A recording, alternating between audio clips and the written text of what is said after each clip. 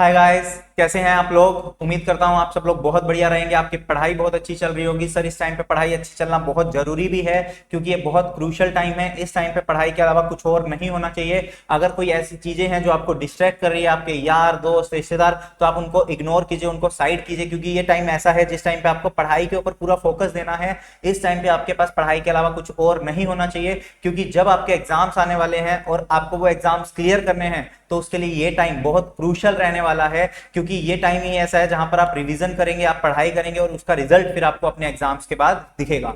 तो अब हम ये वीडियो किन के लिए रेलिवेंट है सर? ये वीडियो उनके लिए रेलिवेंट है जो अपने सीए के एग्जाम्स के लिए अपीयर हो रहे हैं सितंबर 2025 के अंदर। चाहे वो सीए फाउंडेशन के लिए अपीयर हो रहे हो, चाहे वो सीए इंटर के लिए अपीयर हो रहे हो, या फिर सीए फाइनल के लिए अपीयर हो रहे हो, उन सबके लिए वीडियो रहने वाली है। इस वीडियो में हम बात करेंगे कुछ ऐसी 5 कॉमन मिस्टेक्स की जो जनरली हर बच्चा कर देता है, या तो एग्जाम के दौरान या फिर अभी जब आपका पढ़ाई का पीरियड चल रहा है उस पीरियड में। तो उन दोनों पीरियड्स को ध्यान में रखते हुए हमने कुछ 5 ऐसी कॉमन मिस्टेक्स देखी है जिनको अगर हमने अवॉइड कर दिया तो हमारे एग्जाम्स का रिजल्ट कुछ और अच्छा आ सकता है। कुछ इंप्रूवमेंट्स हमें यहां पर देखने को मिल सकती है। देखिए, सीए एक ऐसा कोर्स है जो आपका सिर्फ और सिर्फ ऐसा नहीं है कि हार्डवर्क आप करोगे और क्लियर हो जाएगा। सीए कोर्स ऐसा है जो हार्डवर्क तो मांगता ही मांगता है, उसके साथ स्मार्ट प्रिपरेशन भी मांगता है, यानी कि आपको प्रिपरेशन के अंदर अपनी स्मार्टनेस भी दिखानी पड़ती है। ऐसा नहीं है कि आप सुबह से लेकर रात तक सिर्फ और सिर्फ हार्डवर्क करते रहोगे और आपका बहुत अच्छे से हो जाएगा। आपको उसके साथ साथ स्मार्टली प्रिपरेशन भी करनी पड़ेगी, आपको कुछ चीजों का ध्यान भी रखना पड़ेगा, कुछ चीजों के ऊपर फोकस भी करना पड़ेगा, ठीक है ना। तो क्या क्या है वो? सबसे पहली गलती क्या होती है कि बच्चे क्या करते हैं, बिना किसी स्टडी प्लान के प्रिपरेशन शुरू कर देते हैं। यानी कि उनके पास कोई प्लान नहीं होता, कहां से शुरू करें, कहां पर किस दिन में कितना पढ़ना है, कैसे पढ़ाई करनी है। तो उन सब चीजों को पहले आप एक प्लान बनाइए। सर देखिए, प्लान बनाने में ऐसा नहीं है कि आपने एक दिन प्लान बनाने में ही खर्च कर दिया, ऐसा नहीं होना चाहिए। छोटे छोटे प्लान बनाइए, एक एक हफ्ते के, 5-5 दिन के, 10-10 दिन के, क्योंकि बड़े बड़े प्लान ना बहुत अचीव नहीं हो पाते। तो इसलिए छोटे प्लान बनाइए और उनको अचीव करने की कोशिश कीजिए। जब आप लोग प्लानिंग करते हैं ना, तो आप लोगों का ना कॉन्फिडेंस 7वें आसमान पे होता है। आप लोग सोचते हो कि मैं ये भी कंप्लीट कर दूंगा, मैं ये भी कंप्लीट कर दूंगी, मैं ये भी हो जाएगा, ये भी हो जाएगा। बट आपको रियलिस्टिक रहना है। जब आप प्लानिंग कर रहे हो तो आपको रियलिस्टिक प्लान्स बनाने हैं। ऐसा नहीं है कि आप हवा में बातें करो और फिर जब बात एक्चुअल में जब परफॉर्म करने की बात आए तो आपको उसका 50% भी अचीव ना हो रहा हो।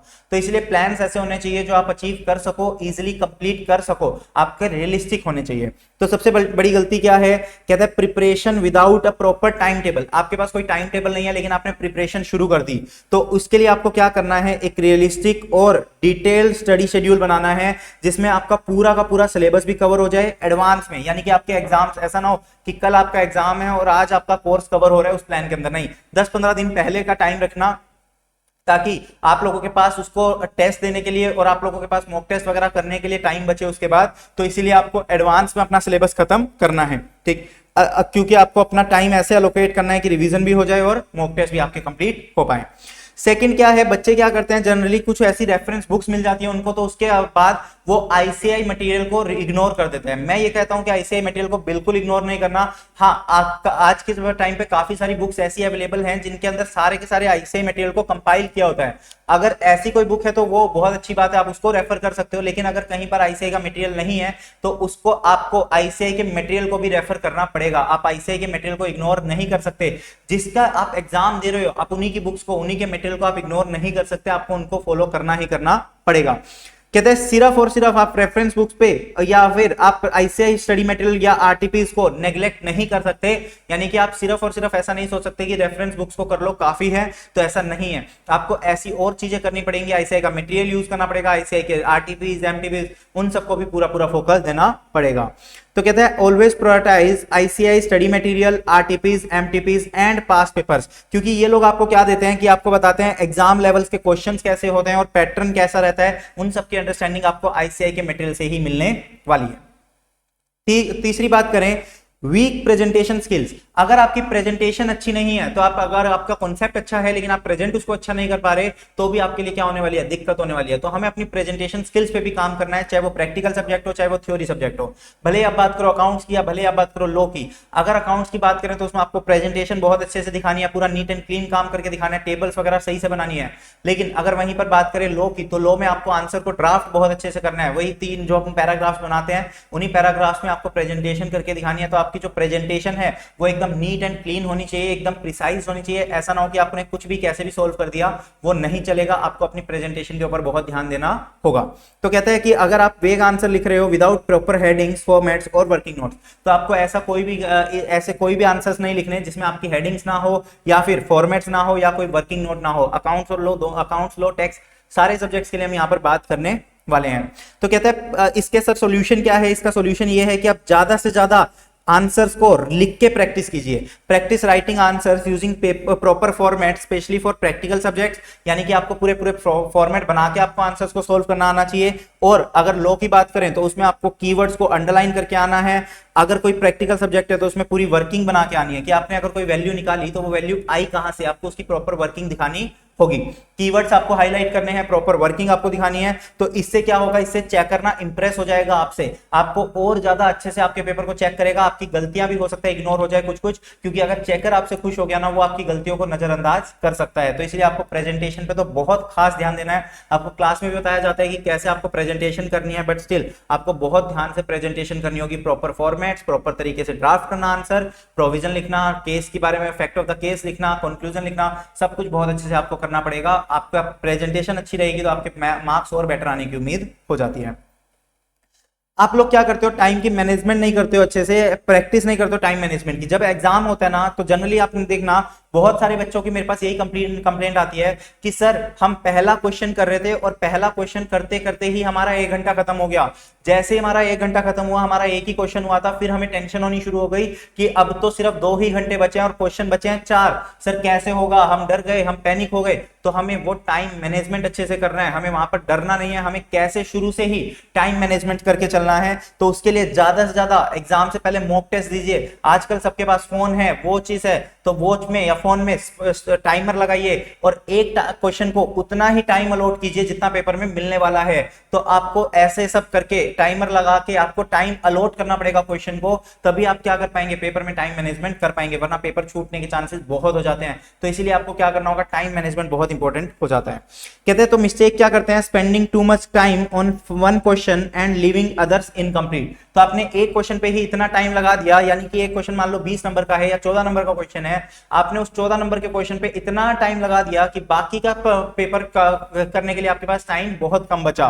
तो हमें वो गलती नहीं करनी है। तो उसके लिए हमें क्या करना है, बहुत सारे मॉक टेस्ट की प्रैक्टिस करनी है और ऐसे प्रैक्टिस करनी है कि वो एग्जाम जैसी कंडीशंस है। मतलब 3 घंटे के लिए ना कोई फोन, आपके 3 घंटे नहीं है, इवन 3 घंटे 15 मिनट। आपको पता है आपका एग्जाम जो है वो 3 घंटे 15 मिनट का होता है, क्योंकि वो जो 15 मिनट रीडिंग टाइम है वो भी बहुत क्रूशियल होता है एग्जाम के लिए।